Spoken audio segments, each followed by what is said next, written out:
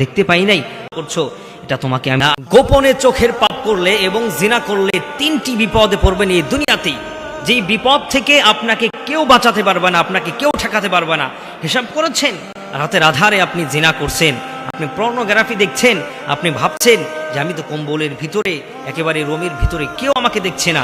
না প্রিয় ভাই, প্রিয় বোন, আপনি যতই নিচে থাকেন না কেন, সমুদ্রের নিচে গিয়েও যদি আপনি কোনো কিছু করেন, আল্লাহ তাআলা এটা কিন্তু দেখতে পায়। আল্লাহ রাব্বুল আলামিন জানিয়ে দিয়েছেন সূরা গাফিরের 19 নম্বর আয়াতের মধ্যে জানিয়ে দিয়েছেন, তোমরা কখনো জিনা করো না, জিনার কাছেও তোমরা এসো না। ইয়ালামু খাইনাতাল আ'য়ুনি ওয়া মা তুখফিস সুদূর।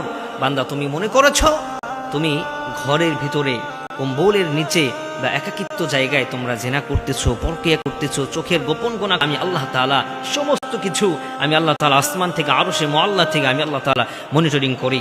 3টি বিপদ গোপনে জিনাকারীদের এবং চোখের গুনাহকারীদের হবে। নাম্বার 1 হচ্ছে সে দারিদ্রতার দিকে চলে যাবে।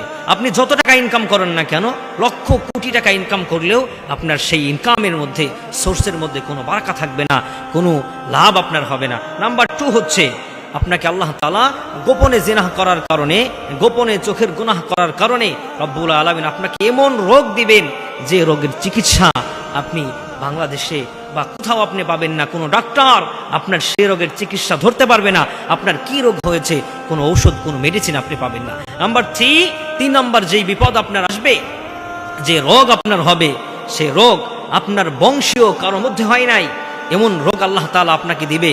তাহলে বোঝেন কত মারাত্মক বিপদ আপনার আসতে পারে। আর এই বিপদ থেকে কেউ আপনাকে এই দুনিয়াতে বাঁচাতে পারবে না। দুনিয়ায় যদি এতটুকু শাস্তি হয়, তাহলে হিসাব করুন কিয়ামতের ময়দানে, হাসরের ময়দানে আপনার জন্য জাহান্নামের কত আযাব, ভয়াবহতা রয়েছে। সেজন্য গোপনে জিনার গুনাহ থেকে, প্রকাশ্যে গুনাহ থেকে আল্লাহ তাআলা আমাদের সবাইকে হেফাজত করুন।